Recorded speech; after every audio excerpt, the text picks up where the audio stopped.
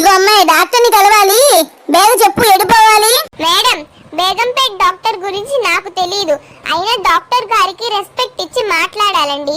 అయినా డాక్టర్ గారిని కలవాలంటే ఓపీ రాయించుకొని 800 రూపీస్ మనీ పే చేస్తే డాక్టర్ గారి దగ్గరికి పంపిస్తామండి. ఇదిగో గౌన్ వేసుకున్న పిల్లకాయ, నువ్వన్న పేలు ఈపులు అదే డాక్టర్కి ఏదో ఇమ్మన్నావే, ఆ రేసిపేటు అవన్నీ నాకేం తెలియదు గాని, నేను పక్కనే ఉన్న పల్లెటూరు నుంచి వచ్చా. మా ఊళ్ళో నాకు మంచి పేరు పలుకుబడి ఉండాలని, నా డబ్బు దర్పము మా ఊళ్ళో వాళ్ళకి చూపించాలని, మా ఊళ్ళో ఉన్న 50 రూపాయల డాక్టర్ చూపించుకోకుండా ఇలా పట్టణానికి వచ్చా. నువ్వేమో ఏదో తురక భాష మాట్లాడుతున్నావు. కొంచెం మన తెలుగులో మాట్లాడమే, పొట్టిగా ఉన్న పిల్ల.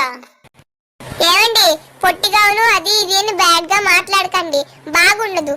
డాక్టర్ గారి దగ్గరికి వెళ్ళాలంటే ముందు 800 రూపాయలు డబ్బులు కట్టాలి. అప్పుడే డాక్టర్ దగ్గరికి పంపిస్తాము. ఎట్టట్ట మళ్ళీ తూ చెప్పు. డాక్టర్ దగ్గరికి వెళ్ళడానికి 800 రూపాయలు పైకం కట్టాలా? మా ఊళ్ళో డాక్టర్ దగ్గరికి పోతే 50 రూపాయలు కడితే చాలమ్మి, ఇక్కడ 800 రూపాయలు కట్టాలా?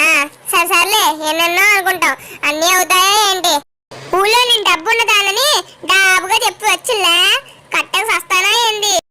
చూపించుకోకుండా వెళ్తేనేమో మళ్ళీ ఊళ్ళో నా పరువు పోతుల్లా. ఇందా 800 రూపాయలు. ఇప్పుడు చెప్పు, డాక్టర్ దగ్గరికి ఎటెళ్ళాలో?